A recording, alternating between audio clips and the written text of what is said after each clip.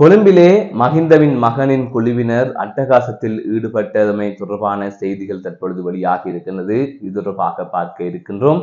மற்றொரு செய்தியாக யாழ்ப்பாணம் மல்லாகம் நீதிமன்றத்தில் பெண்ணிடம் சேட்டைவிட்ட நபர் ஒருவர் கைது செய்யப்பட்டிருப்பதாக தெரிவிக்கப்பட்டிருக்கின்றது. ஐதவிர யாழ்ப்பாணத்தில் சிறுமி உயிரை மாய்த்துக் கொண்டமை தொடர்பான ஒரு செய்தி வெளியாகி இருக்கின்றது. இவை தொடர்பில் தான் இந்த செய்தி தொகுப்பில் விரிவாக பார்க்க இருக்கின்றோம். அதற்கு முதல் ஜேகே ரிப்போர்ட் எனப்படுகின்ற இந்த யூடியூப் சேனலை சப்ஸ்கிரைப் செய்து கொள்ளுங்கள். தொடர்ந்து அருகில் இருக்கின்ற பெல் பட்டனை கிளிக் செய்வதன் ஊடாக நான் போடுகின்ற ஒவ்வொரு காணொளிகளையும் நீங்கள் உடனுக்குடன் பார்க்கக்கூடிய வகையிலே இருக்கும். நான் நடராசா ஜெயகாந்தன். தற்பொழுது விடயத்திற்கு செல்லலாம். கொழும்பில் இருக்கின்ற களியாட்ட விடுதி ஒன்றுக்கு முன்னாள் ஜனாதிபதியான மஹிந்த ராஜபக்சவின் இரண்டாவது மகனான யோசித ராஜபக்ச மற்றும் அவரது மனைவி உள்ளிட்ட குழுவினர் சென்றிருக்கிறார்கள். இவ்வாறு அங்கு செல்கின்ற போது அங்கு பாதுகாப்பு கடமையில் இருக்கின்ற அதாவது பவுன்சர்கள் என்று கூறப்படுகின்ற நபர்கள் அவர்களை தடுத்திருக்கிறார்கள். அதாவது குறித்த களியாட்ட விடுதியில் ஒரு விதிமுறை இருக்கின்றது. அந்த விதிமுறையின் அடிப்படையில் தான் நீங்கள் உள்ளே செல்ல வேண்டும் என்று அவர்கள் கூறியிருக்கிறார்கள். அந்த சந்தர்ப்பத்தில் தான் இருவர்களுக்கும் இடையிலே அதாவது இரண்டு தரப்புக்கும் இடையிலே முரண்பாடு ஏற்பட்டதாக கூறப்படுகின்றது. இந்த நிலையில் யோசித ராஜபக்சவுடன் சென்ற குழுவினர் அந்த பவுன்சரை தாக்கியதாக தெரிவிக்கப்பட்டிருக்கின்றது.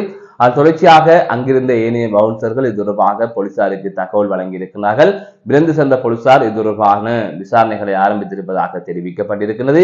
இவ்வாறு யோசித்த ராஜபக்ச குழுவினரால் தாக்கப்பட்ட அந்த நபர் தற்பொழுது வைத்தியசாலையில் அனுமதிக்கப்பட்டிருப்பதாகவும் ஒரு இணையதள ஊடகம் செய்தி வெளியிட்டிருக்கிறது. இது தொடர்பான மேலதிகமான விசாரணைகளை கொம்மணி தெரு போலீசார் மேற்கொண்டு வருவதாகவும் கூறப்படுகின்றது. தற்பொழுது ராஜபக்ச குடும்பத்தினை இலங்கை மக்கள் தூக்கி எறிந்து விட்டார்கள். எந்தவித அதிகாரமும் அவர்களுக்கு இல்லை. இப்படியான ஒரு காலகட்டத்தில் கூட இவர்கள் இவ்வளவு அடாவடியாக செயற்படுகின்றார்கள் என்று சொன்னால், கடந்த காலங்களிலே மஹிந்த ராஜபக்ச அவர்கள் ஜனாதிபதியாக இருந்த போதும் கோட்டபய ராஜபக்ச அவர்கள் ஜனாதிபதியாக இருந்த போதும் என்னென்ன வேலைகளை எல்லாம் இவர்கள் செய்திருப்பார்கள் என்பது தொடர்பாக பலரும் பல்வேறு விதமான கருத்துக்களை கூறி வருகின்றார்கள். அதனை தாண்டி இது தொடர்பாக சரியான முறையில் நடவடிக்கை எடுக்க வேண்டும். மஹிந்த மகனின் குழுவினர் என்பதால் அவர்களை அப்படியே விட்டு விடாமல் இது தொடர்பாக சரியான நடவடிக்கையினை போலீசார் எடுக்க வேண்டும் என்கின்ற கருத்துக்களையும் பலர் கூறி வருகிறார்கள். ஐதவிர இவ்வாறு அடாபடியாக செயற்படுகின்ற யோசித ராஜபக்ச தொடர்பாக தங்களது கண்டனங்களையும் பலர் பதிவு செய்திருக்கிறார்கள். மற்றொரு செய்தியாக மல்லாகம் நீதிமன்றத்தில் பெண்ணிடம் சேட்டை விட்ட நபர் ஒருவர் கைது செய்யப்பட்டிருப்பதாக தெரிவிக்கப்பட்டிருக்கின்றது. மல்லாகம் நீதிமன்றத்தில் வேலை செய்கின்ற 48 வயதுடைய நபர் வேலை செய்கின்ற மற்றொரு பெண்ணான 28 வயதுடைய பெண்ணுடன் அடிக்கடி சேட்டை விட்டு வந்திருக்கின்றார்.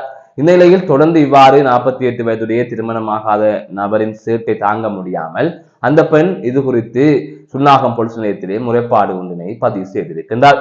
அந்த முறைப்பாட்டிற்கு அமைய குறித்த நபர் விசாரணைக்காக அழைக்கப்பட்டிருக்கின்றார். அவ்வாறான நிலையில் அவர் கைது செய்யப்பட்டிருப்பதாக தெரிவிக்கப்பட்டிருக்கிறது. அந்த தொடர்ச்சியாக கைது செய்யப்பட்ட நபரை தெல்லிப்பளை போலீசாரிடம் சுன்னாகம் போலீசார் ஒப்படைத்திருப்பதாகவும் கூறப்படுகிறது.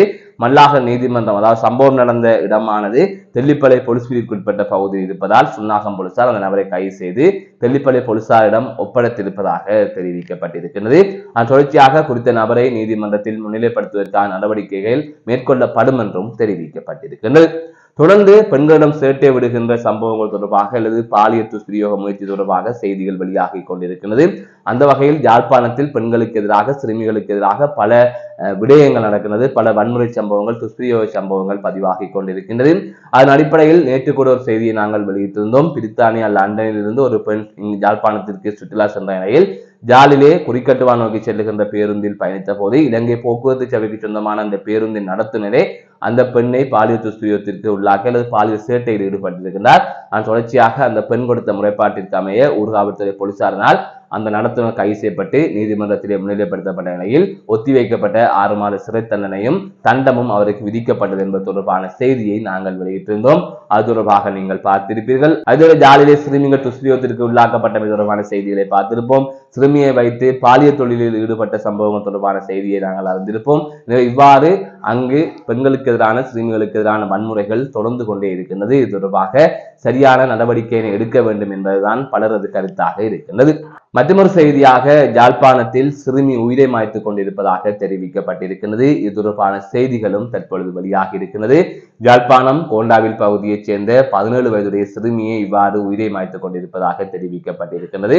கடந்த 20ஆம் தேதி உயிரை மாய்த்துக் கொள்ளுகின்ற எண்ணத்தில் குறித்த சிறுமி அதிகளவான மாத்திரைகளை உட்கொண்டதாகவும் தொடர்ச்சியாக அவர் வைத்தியசாலையில் சேர்க்கப்பட்ட நிலையில் அவருக்கு சிகிச்சை வழங்கப்பட்டதாகவும் இந்த நிலையில் தான் சிகிச்சை பலனின்றி குறித்த சிறுமி உயிரிழந்திருப்பதாகவும் தெரிவிக்கப்பட்டிருக்கிறது. இதற்காக குறித்த சிறுமி உயிரை மாய்த்துக் கொள்வதற்கு முயற்சி செய்தார் என்பது தொடர்பான எந்தவித தகவல்களும் வெளிவரவில்லை. இது தொடர்பான மேலதிகமான விசாரணைகள் மேற்கொள்ளப்பட்டு வருவதாகவும் கூறப்படுகின்றது. தொடர்ந்து வடக்கு கிழக்கு பகுதிகளில் இவ்வாறு உயிரை மாய்த்துக் கொள்ளுகின்ற சம்பவங்கள் அதிகரித்துக் கொண்டே இருக்கின்றது. அதிலும் யாழ்ப்பாணத்தில் அடிக்கடி இவ்வாறான சம்பவங்கள் பதிவாகின்றது. இளைஞர்கள், யுவதிகள், பெண்கள், ஆண்கள் என்று பலரும் இவ்வாறு உயிரை மாய்த்துக் கொள்ளுகின்றார்கள். பரீட்சை சரியாக எழுதவில்லை என்பதாலும் அதை தவிர ஏனைய சின்ன சின்ன பிரச்சனைகளாலும் பலர் உயிரை மாய்த்துக் கொள்ளுகின்ற சம்பவங்கள் தொடர்பாக செய்திகள் வெளியாகி கொண்டே இருக்கின்றது. இன்று பலர் பல பிரச்சனைகளுடன் வாழ்ந்து கொண்டிருக்கிறார்கள். ஆனால் சின்ன சின்ன விடயங்களுக்காக எல்லாம் தற்பொழுது பலர் உயிரை மாய்த்துக் கொள்ளுகின்ற சம்பவங்கள் தொடர்பாக செய்திகள் வெளியாகி கொண்டிருக்கின்றது. எனவே பிரச்சனைகள் என்பது உங்களுக்கு மட்டுமானதும் அல்ல அல்லது நிரந்தரமானதும் அல்ல. அதை தாண்டி நீங்கள் வாழ்வதற்கு முயற்சி செய்ய வேண்டும். இவ்வாறு பிரச்சனைகளுக்காக உயிரை மாய்த்துக் கொள்வதாக இருந்தால் அனைவரும் தான் உயிரை மாய்த்துக் கொள்ள வேண்டும். எனவே வாழ்வது கொஞ்ச காலம்தான், எப்படியுமே இறக்கத்தான் போகின்றோம். அதுவரை சரியாக வாழ்வோம், எங்களுக்காகவும் எங்கள் சமூகத்திற்காகவும். மீண்டும் ஒரு காணொலி சந்திக்கின்றேன். நான் நடராஜ் அஜயகாந்தன்.